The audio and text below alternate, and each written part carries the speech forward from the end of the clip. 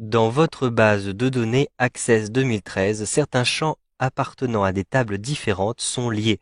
Par exemple, vous retrouverez le même identifiant client sur la table des contacts et sur celle des commandes effectuées par ce contact. Il est donc nécessaire d'indiquer au programme le lien entre ces valeurs. Cela vous permettra par la suite de croiser les informations de ces tables qui sont liées.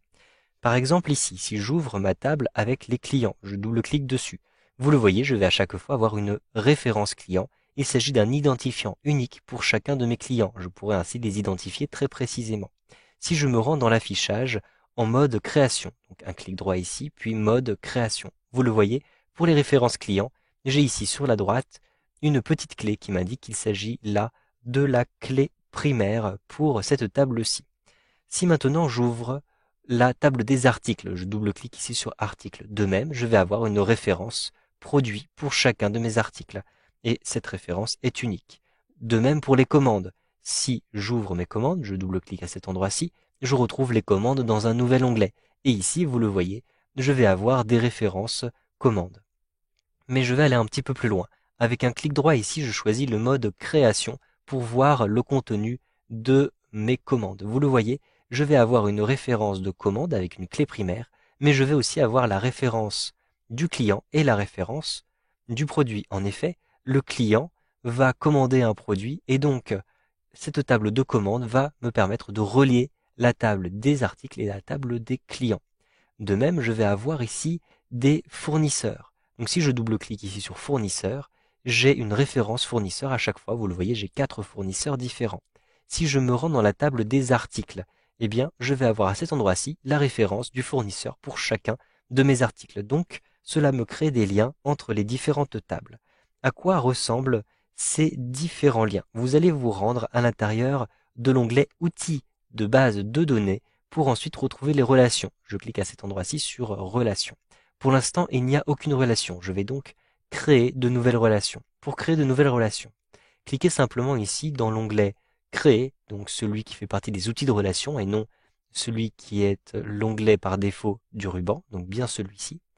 Dans cet onglet Créer, vous allez choisir Afficher la table. Vous avez une nouvelle fenêtre qui apparaît et qui vous propose les différentes tables. Vous pouvez aussi retrouver les requêtes ou les deux. Je vais me contenter des tables. Ensuite, vous pouvez ajouter vos différentes tables. Je clique sur Article, puis je choisis Ajouter.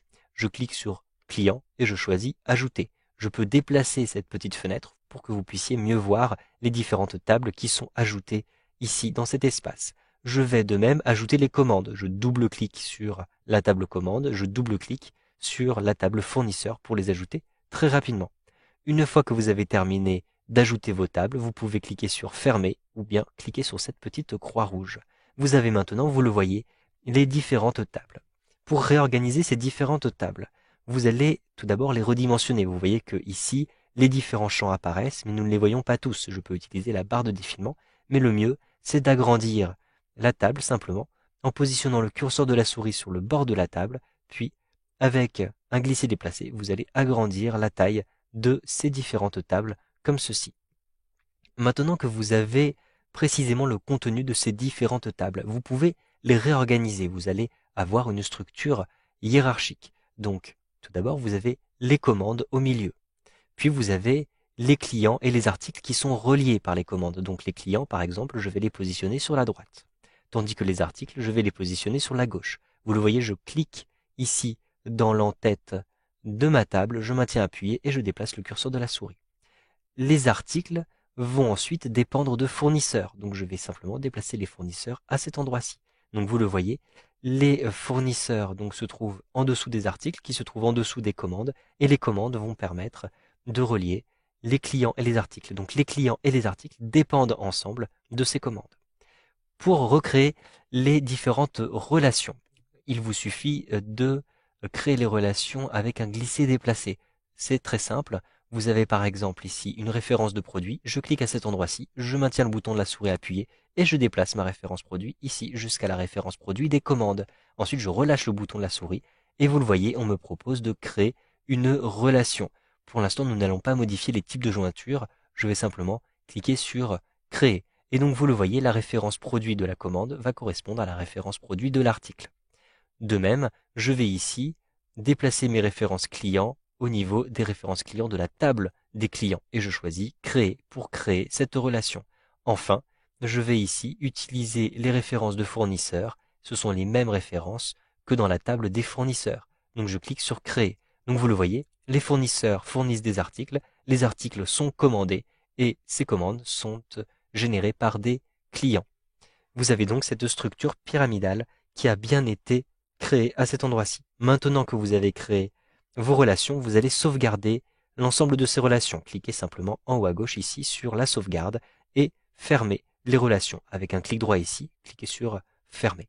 Vous pouvez d'ailleurs fermer maintenant toutes les tables. Si je me rends maintenant dans ma table des clients, je double-clique sur client, vous le voyez, j'ai un petit signe plus qui apparaît en face de chacun de mes clients. Par exemple, je vais cliquer sur celui-ci et je le vois, Gérard Delorme est lié à des commandes. En effet, la référence client de Gérard Delorme apparaît dans plusieurs commandes. Ces commandes donc vont apparaître à cet endroit-ci parce que je les ai reliées, j'ai relié ces différentes tables dans mon schéma de relation. Vous savez donc maintenant comment lier les différentes données entre les différentes tables de vos bases de données Access 2013.